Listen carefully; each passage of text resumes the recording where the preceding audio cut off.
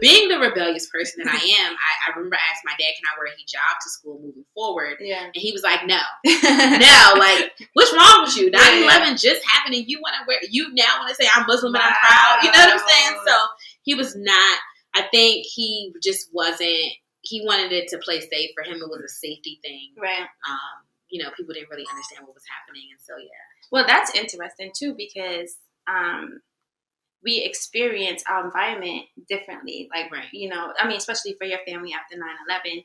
And, you know, I was in New York. That was like, that's where it happened. So it was like, but it's interesting that we are experiencing our city life very different from our parents who are immigrants, you know, and the skills and the way we talk and the way we do all that. Like, my mom, when she came here around like 17, and she was like, oh my goodness, like, she's very, very, very light skinned, and she was like dealt with racism, and she was like, I never experienced this before. And I was like, and she's like, what is happening? Like, why are they treating me like this? This was a culture shock. She thought all Americans were idiots. Like, and so I, like, because, you know, growing up and going to public school and stuff, I used to like hide stuff from my mom. So like, because when my mom used to drop me off, because I'm darker skinned, I look like my dad, kids would just be like, oh, that can't be your mom, you must be like adopted. Is that like, or are you like whatever are you from what African country you from? And I'm like, well, my mom is Caribbean and my dad is American. So that was always confusing.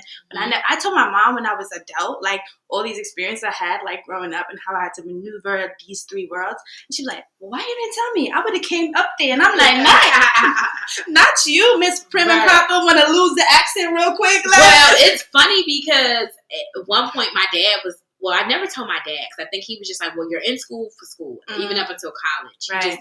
He just felt like you should just be able to transcend and ignore the bullshit, right? My mom, on the other hand, I think because she came when she was 12, my mom is an OG gangster. Like, she was expelled from DC public schools from defending herself. Because when she came, I like your mom. Roots had just came out, so they would call her Kunta.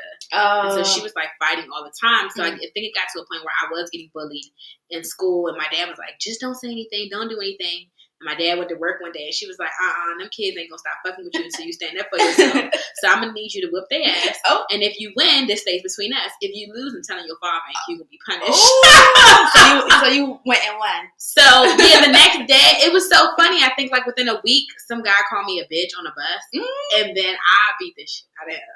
Not that I'm proud of it, but it was, ever since then, it was like I kind of earned my respect, and people left me alone.